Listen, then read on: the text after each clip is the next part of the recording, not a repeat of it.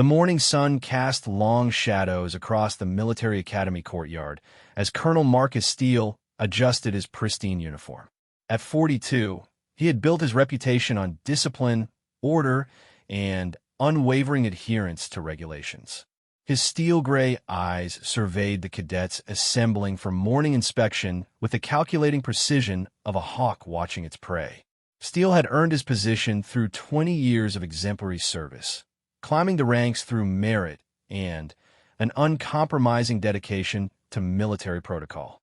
His father had been a decorated general, and Steele carried that legacy like a heavy cloak, determined never to let the family name be tarnished by weakness or leniency. The academy buzzed with whispers about the new transfer student who had arrived 3 days earlier. Cadet Riley Morgan stood barely 5 feet tall, with auburn hair pulled back in regulation style, and green eyes that seemed to absorb everything around her. She looked young, perhaps too young to be at the prestigious Blackwater Military Academy, where only the most promising candidates earned admission. Steele had noticed her immediately during her first inspection. Something about her bearing struck him as different from the typical cadets who arrived with inflated egos and misplaced confidence. She moved with quiet purpose, spoke only when addressed, and maintained perfect posture even when she thought no one was watching. But Steele had also noticed something else, the way other cadets seemed drawn to her, seeking her advice during tactical exercises and deferring to her judgment in ways that irritated him.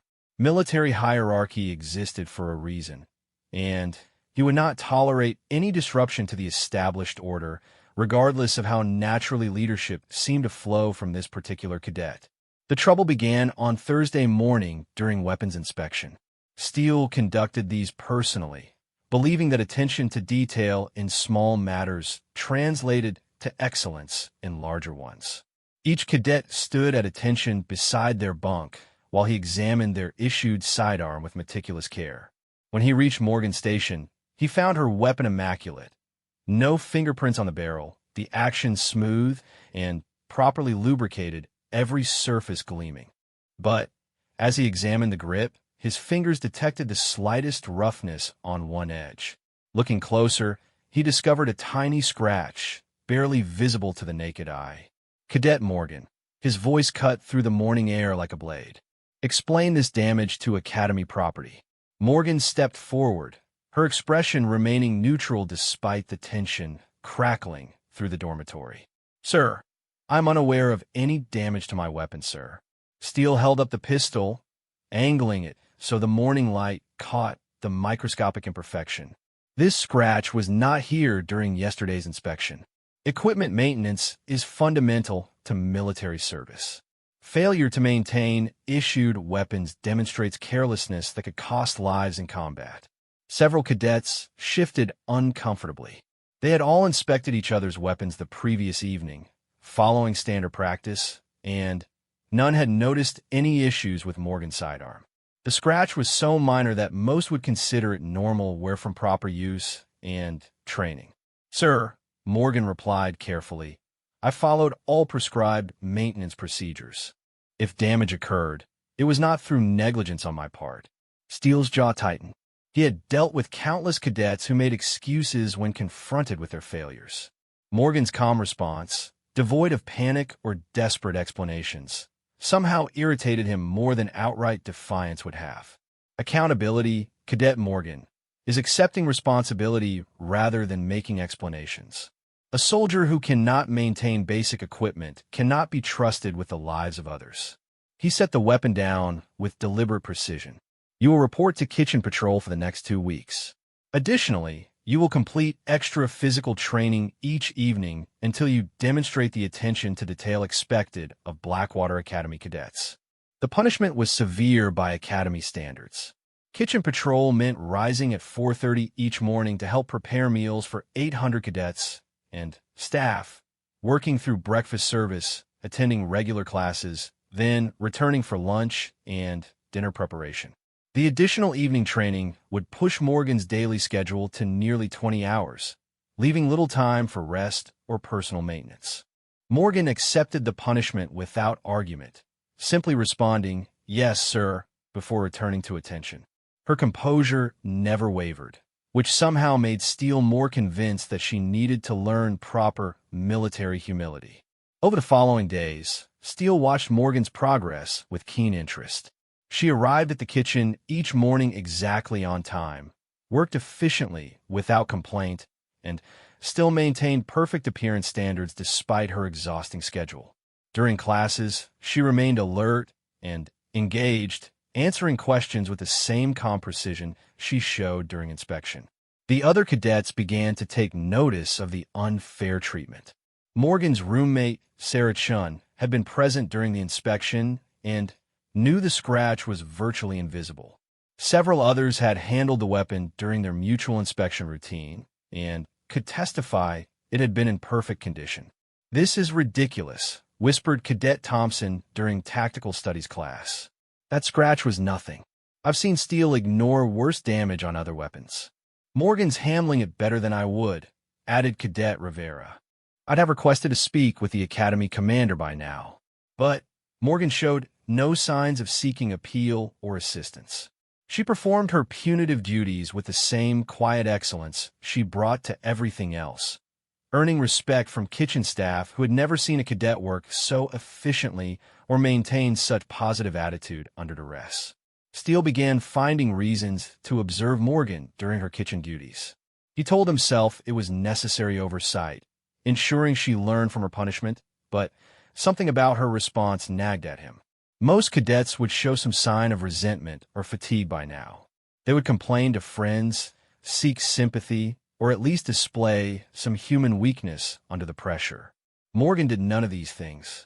She worked alongside career kitchen staff with genuine friendliness, learned their names and asked about their families, and approached each task with focused attention regardless of how menial it might seem. The head cook, Mrs. Patterson, a woman who had fed cadets for 15 years and suffered no fools, began speaking of Morgan with obvious affection. "That girl has more sense and courtesy than half the officers who come through here," Patterson told her assistant loud enough for Steele to overhear during one of his inspection visits. Never seen a cadet work so hard without a word of complaint. Steele dismissed such comments as irrelevant to Morgan's need for proper military discipline, but they bothered him more than he cared to admit. He had expected the punishment to humble her, to reveal the character flaws that surely lay beneath her composed exterior. Instead, she seemed to approach each day with renewed determination, as if the hardship was merely another challenge to overcome rather than a burden to endure. During the second week, an incident occurred that would later seem prophetic. A new cadet named Williams collapsed during evening physical training, overcome by heat exhaustion and dehydration. The Academy medical team was conducting an emergency drill, and the usual first aid responders were unavailable. Without hesitation, Morgan dropped her cleaning supplies and moved to Williams' side. Her assessment was swift and professional, checking pulse, breathing, and consciousness while directing other cadets to create shade and bring water. She elevated his legs, loosened his uniform collar, and began cooling procedures with wet towels while maintaining calm verbal contact to monitor his mental state. Steele arrived just as the medical team returned from their drill. The medic, Sergeant Brooks, examined Williams and nodded approvingly at Morgan's treatment. "Perfect response," he told her. "You may have prevented serious complications. Where did you learn advanced first aid?" Morgan's response was characteristically brief. "Previous training, Sergeant." Steele felt a flicker of curiosity. Most cadets received basic first aid instruction, but Morgan's response had been immediate and sophisticated, displaying knowledge that suggested extensive medical training. When he later reviewed her admission file, he found only standard educational background with no mention of advanced medical experience. That evening, as Morgan completed her extra physical training in the humid summer air, Steele observed from his office window. Even after 16 hours of work and classes, she maintained proper form during her exercises, executing each movement with precision despite obvious fatigue. Something was beginning to disturb Steele's certainty about Morgan's character and the appropriateness of her punishment. Her file listed her as 18 years old, fresh from civilian high school, but her behavior suggested someone with far more experience and maturity. The way she had handled the medical emergency displayed training that typically took years to develop. He pushed aside these doubts, reminding himself that maintaining discipline required consistency. Regardless of Morgan's background or capabilities, she had failed to properly maintain academy property and needed to learn accountability through consequences. Military order depended on uniform standards applied equally to all personnel. But as he watched her complete her final exercise and march back to the dormitory with perfect posture despite her exhaustion, Steele couldn't shake the feeling that he was missing something important about Cadet Riley Morgan. Something that would soon make him question everything he thought he knew about accountability, authority, and the true nature of military service. The academy operated on traditions built over decades, and Steele had always been their perfect guardian. Rules existed for reasons forged in the crucible of military necessity, and exceptions led to chaos. Yet watching Morgan's silhouette disappear into the dormitory, he felt the first crack in his absolute certainty. Tomorrow would bring new challenges, new tests of Morgan's character, and his own judgment. Neither could imagine how dramatically their understanding of each other and themselves was about to change. The truth about Riley Morgan remained hidden behind layers of protocol and assumption, but reality had a way of asserting itself regardless of human expectation. Steele returned to his desk, trying to focus on administrative duties, but finding his thoughts returning repeatedly to the question of who Cadet Morgan really was and why her presence at Blackwater Academy seemed to challenge everything he thought he understood about military leadership and the nature of true authority. The third week of Morgan's punishment brought an unexpected crisis that would test everyone's assumptions about leadership and authority. Colonel Steele received an urgent message during his morning briefing. A high-ranking military delegation would arrive in 48 hours for an unannounced inspection of Academy operations. General Patricia Hawthorne, known throughout the military for her exacting standards and zero tolerance for institutional failures, would personally evaluate Blackwater's training programs, facilities, and personnel management. Steele had served under Hawthorne early in his career and knew she possessed an uncanny ability to detect weaknesses that others missed. This inspection could determine the Academy's future funding, Steele explained to his senior staff during an emergency meeting. General Hawthorne has closed 2 institutions in the past 5 years for failing to meet her standards. Every detail must be perfect. The pressure fell heavily on everyone, but Steele felt it most acutely. His reputation and career prospects depended on Blackwater's performance during the next few days. He began micromanaging every aspect of Academy operations, demanding that floors shine brighter, uniforms appear more pristine, and responses sound more crisp.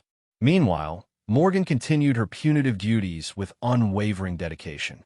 The other cadets had grown increasingly frustrated with what they perceived as unjust treatment. Even the instructors began questioning Steele's harsh punishment for such a minor infraction. "Sir," Instructor Captain Davis approached Steele after observing Morgan efficiently manage kitchen operations during a particularly busy lunch service. Cadet Morgan has shown exceptional performance under difficult circumstances. Perhaps the punishment has achieved its intended effect. Steele's response was curt.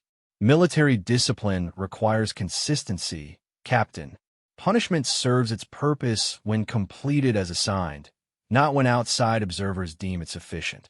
But privately, Steele was beginning to struggle with his own logic. Morgan's performance had been flawless throughout her punishment period. She had not only met every requirement, but exceeded expectations in ways that impressed even the most demanding staff members. The kitchen ran more efficiently with her help. Other cadets sought her guidance despite her punished status, and she maintained perfect academic performance despite her exhausting schedule. The morning before the inspection, disaster struck. A kitchen equipment malfunction flooded the main dining facility, damaging electrical systems and creating chaos in the Academy's meal preparation capabilities. With 800 people expecting breakfast in 6 hours and General Hawthorne arriving that afternoon, Steele faced a crisis that could destroy his career. Mrs. Patterson surveyed the damage with obvious distress. "Colonel, I don't see how we can possibly serve hot meals today. The main cooking equipment is completely flooded, and the backup systems aren't designed for this volume." Steele felt panic rising in his chest. A military academy that couldn't feed its personnel would face immediate criticism from General Hawthorne. He began calculating options: emergency catering from town, cold rations, perhaps even canceling the inspection. "Sir," Morgan's voice cut through his racing thoughts, "I believe we can solve this problem." Steele turned to find Morgan standing in the flooded kitchen, her uniform soaked but her expression calm and focused. "Cadet Morgan, this is not your concern. Return to your regular duties."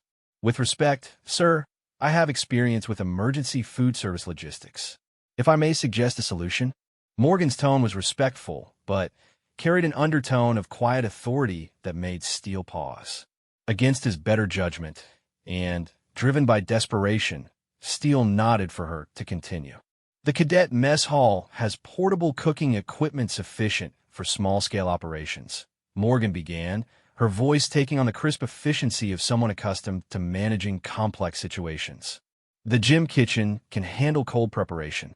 With proper coordination and modified serving procedures, we can maintain full meal service within acceptable time frames."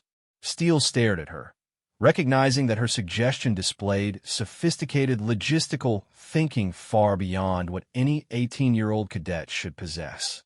"How would you know about our auxiliary kitchen capabilities?" "I make it my business to understand operational capabilities wherever I serve, sir." Morgan's response was precise, but revealed nothing specific about her background. Mrs. Patterson, however, was nodding enthusiastically. "The girl's right, Colonel. I've been here 15 years and never thought to coordinate all our facilities like that. It could work if we move fast." Steele found himself in an impossible position.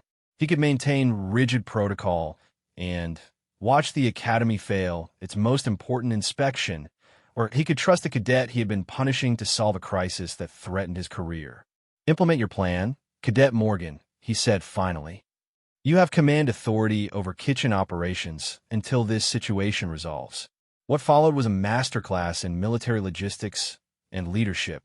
Morgan transformed into a completely different person, still respectful of rank, but displaying command presence that made seasoned staff members instinctively follow her directions.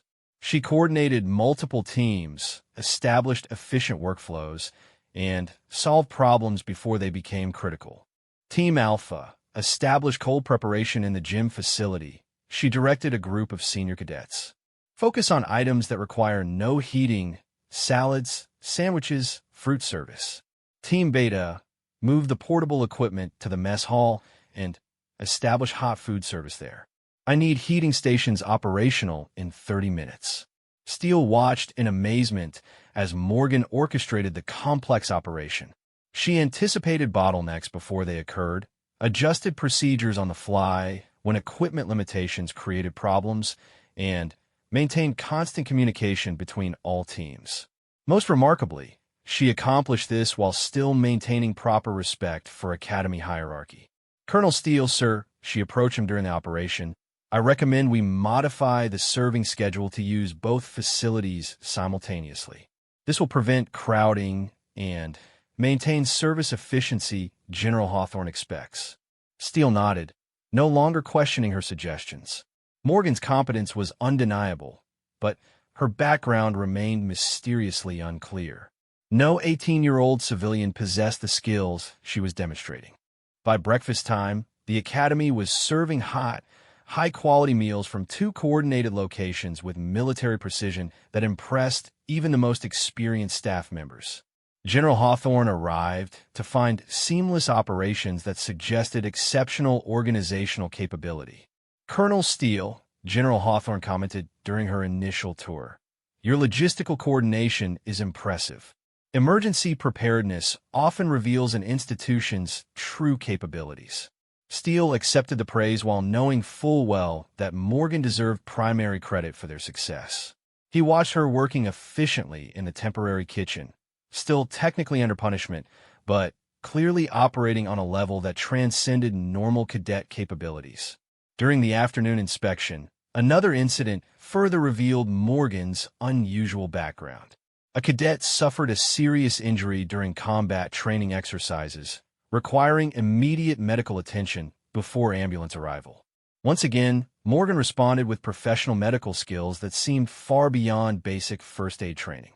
"Give me a medical kit and establish communication with emergency services," she directed while examining the injured cadet with practiced efficiency. "Potential spinal injury. We need immobilization before transport." Sergeant Brooks, the academy medic, arrived to find Morgan providing advanced trauma care with textbook precision. "Outstanding work, cadet. Where did you complete your EMT training?" "Various locations, Sergeant," Morgan replied, maintaining her pattern of revealing nothing specific about her background. General Hawthorne observed this incident with sharp interest. She had developed an instinct for recognizing exceptional military talent, and something about Morgan's competence triggered her attention. During her private meeting with Steele, she brought up the subject directly. "Colonel, I'm interested in Cadet Morgan's background. Her leadership and medical skills suggest extensive prior training. What's her file show?" Steele shifted uncomfortably. "Standard civilian background, ma'am. High school graduate, no prior military experience listed." "Interesting," Hawthorne mused. "I've seen similar competence before, but rarely in someone so young without formal training. Keep me informed of her progress." That evening, as the successful inspection concluded, Steele found himself alone with Morgan as she completed cleaning duties in the temporary kitchen. The crisis had passed. Hawthorne had praised the academy's operations, and normal routines would resume tomorrow. But something fundamental had changed in Steele's understanding. "Cadet Morgan," he began carefully, "your performance today was exceptional. However, it raises questions about your background that your file doesn't address." Morgan paused in her cleaning, meeting his gaze directly. "Sir, I have served wherever I was needed, learning whatever skills the situation required." "That's not an answer, Cadet. It's the only answer I can provide at this time, sir." Steele studied her face, recognizing something he had missed before. The quiet confidence, the natural command presence, the sophisticated skills, they suggested someone with far more experience than any recent high school graduate could possess.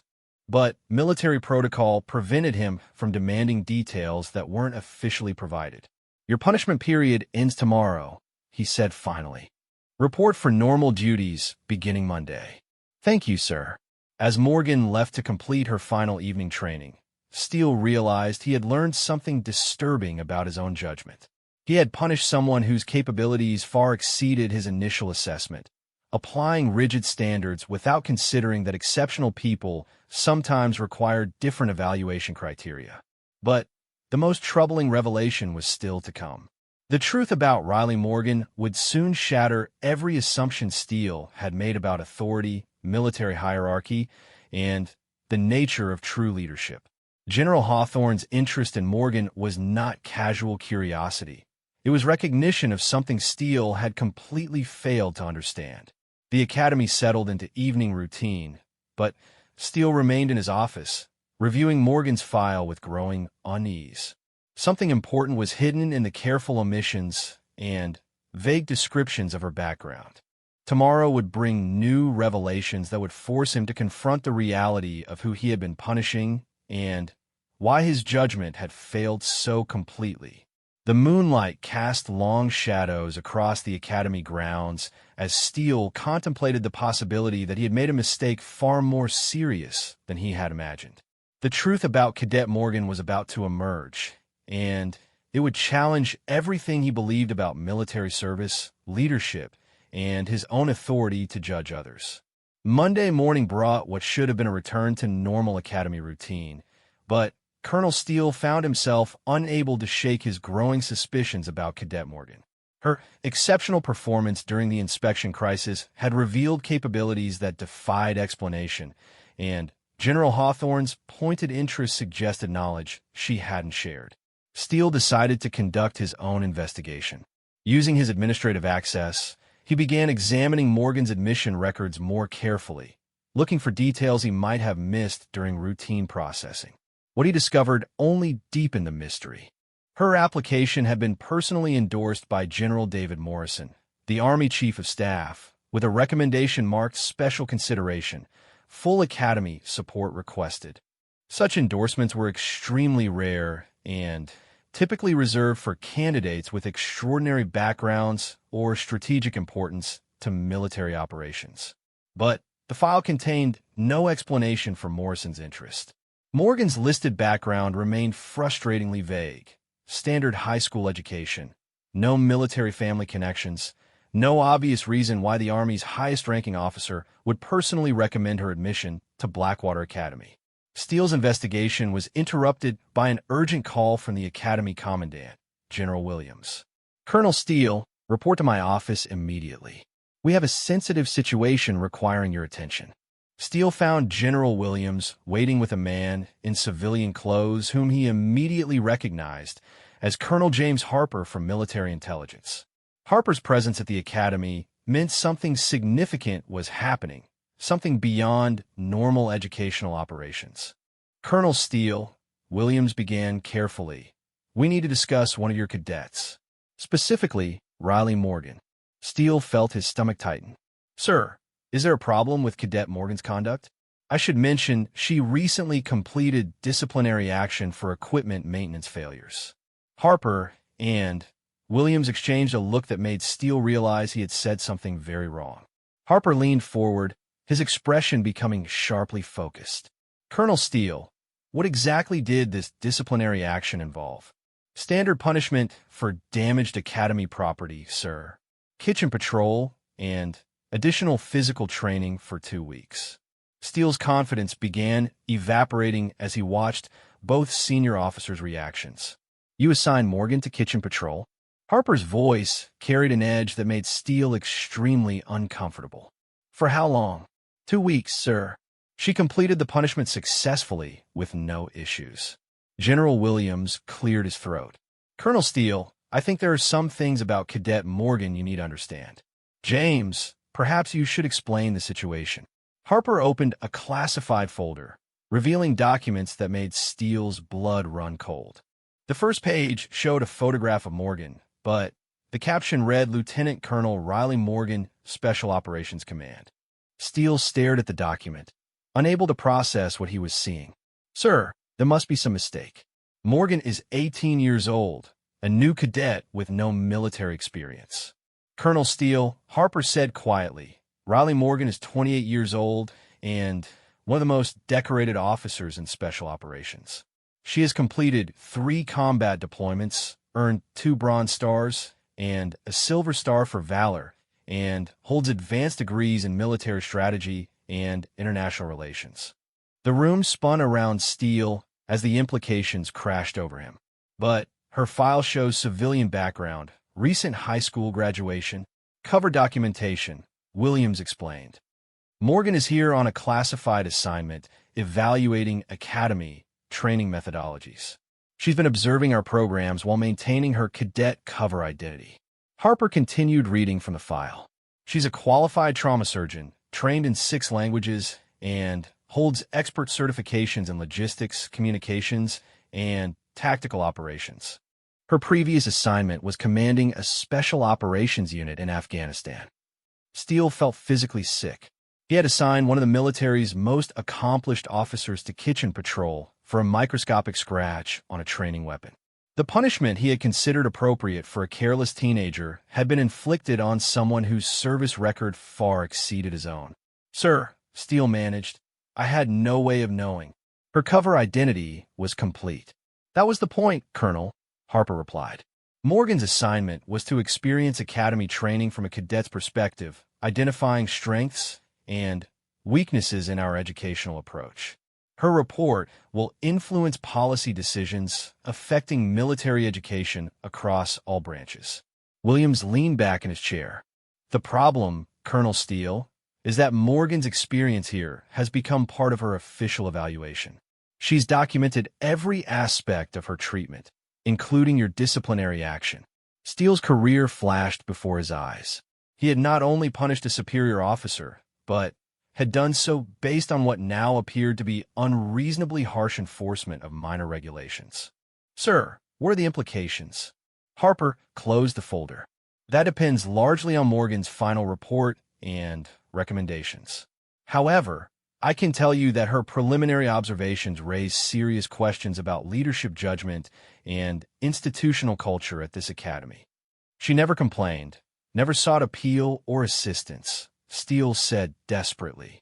She accepted the punishment without question, because she's a professional soldier evaluating how the system responds to perceived infractions, Williams explained. She wanted to see whether academy leadership could recognize exceptional performance despite artificial circumstances. The truth hit Steele like a physical blow. Morgan had been testing the academy's ability to identify talent, to look beyond surface appearances and rigid rule enforcement. She had demonstrated extraordinary capability under deliberately imposed hardship, and he had failed to recognize what should have been obvious signs of exceptional ability. What happens now? Steele asked. You're going to meet with Lieutenant Colonel Morgan, Harper said. She's requested a final interview as part of her evaluation process. I suggest you prepare yourself for a very different conversation than you're accustomed to having with cadets. An hour later, Steele found himself in the academy conference room facing Riley Morgan. She no longer looked like an 18-year-old cadet. Her bearing had transformed completely. Shoulders squared with command presence, eyes sharp with intelligence and experience, voice carrying the authority of someone accustomed to making life and death decisions. Colonel Steele, she began, her tone professional but unmistakably serious. I appreciate your agreeing to this evaluation interview. I have several questions about academy policies and leadership philosophy. Steele struggled to reconcile this poised officer with the young cadet he thought he had been disciplining. Lieutenant Colonel Morgan, I owe you an apology. Had I known your true identity and qualifications, would you have treated me differently? Morgan interrupted. Because that's exactly the problem I was sent to identify. Steele paused, recognizing the trap in his own words. Ma'am, I applied Academy standards equally to all cadets. Did you, Colonel? Because my review of Academy disciplinary records shows that similar equipment maintenance issues have resulted in verbal warnings for other cadets. A microscopic scratch that required magnification to detect received punishment typically reserved for serious infractions. Morgan pulled out a tablet, displaying data that made Steele's stomach drop. She had documented everything: comparative punishments, response times to various cadet needs, leadership decisions under pressure. Her evaluation was comprehensive and devastating. Your academy produces technically competent officers, she continued, but the leadership development model has serious flaws. Rigid adherence to rules without consideration of context creates officers who can follow procedures but struggle with adaptive thinking required in modern military operations. Steele found his voice. Ma'am, military discipline requires consistency. Standards cannot be applied selectively. I agree, Colonel, but wisdom lies in understanding which standards matter and why. A microscopic scratch on a training weapon is irrelevant to combat effectiveness. A cadet's response to unfair treatment reveals character that could determine mission success or failure. Morgan stood, pacing to the window overlooking the academy grounds. During my punishment period, I observed how other cadets responded to perceived injustice. Some lost respect for authority they saw as unreasonable. Others began cutting corners, believing that minor violations would result in disproportionate punishment regardless of their actual significance. What are you recommending, ma'am? Leadership development that emphasizes judgment over compliance. Officers who can think critically about rules and apply them appropriately. training that recognizes exceptional performance even when it doesn't conform to expected patterns. Morgan returned to her seat, her expression softening slightly. Colonel Steele, you're not a bad officer, but you've become so focused on maintaining order that you've lost sight of developing leaders. The military needs people who can adapt, innovate, and make difficult decisions with incomplete information. Steele realized she was offering him a chance to learn rather than simply documenting his failures. How do I improve, ma'am? Start by understanding that true military discipline isn't about following rules blindly. It's about accomplishing the mission effectively while maintaining military values. Sometimes that means applying regulations creatively. Sometimes it means recognizing when exceptional circumstances require exceptional responses. Morgan gathered her materials. My recommendation will note both the Academy's strengths and areas needing improvement. Your response to this evaluation will significantly influence those recommendations. Ma'am, what should I have done differently? You should have investigated why a cadet demonstrated capabilities far beyond her apparent background. You should have asked questions when her performance exceeded expectations instead of assuming she needed to be humbled. Most importantly, you should have recognized that exceptional people sometimes require different leadership approaches. Steele felt the weight of missed opportunities and failed judgment. Understand, ma'am. Do you, Colonel? Because the real test isn't acknowledging mistakes. It's changing behavior based on new understanding. The cadets here deserve leaders who can recognize their potential and develop it appropriately. Morgan stood to leave, then paused at the door. Colonel Steele, you have an opportunity to become the kind of leader this academy needs. The question is whether you'll take it. After she left, Steele sat alone, contemplating everything he had learned. His rigid adherence to protocol had blinded him to obvious signs of exceptional ability. His need to maintain authority had prevented him from recognizing superior judgment and capability. The next morning brought a new perspective to Steele's interactions with cadets. He began asking different questions, looking for signs of potential rather than compliance, seeking to understand individual capabilities rather than simply enforcing uniform standards. Lieutenant Colonel Morgan's final report recommended significant changes to Academy leadership development programs. But it also noted Colonel Steele's willingness to learn from his mistakes and adapt his approach based on new understanding. 6 months later, Steele received a letter of commendation for implementing innovative leadership training methods that better prepared officers for modern military challenges. The Academy's reputation improved significantly, and graduation rates reached record highs. He never forgot the lesson Riley Morgan had taught him. True military leadership required the wisdom to recognize exceptional people and the humility to learn from them, regardless of their apparent rank or background. The most important discipline was learning to question his own assumptions and remain open to possibilities he hadn't previously considered.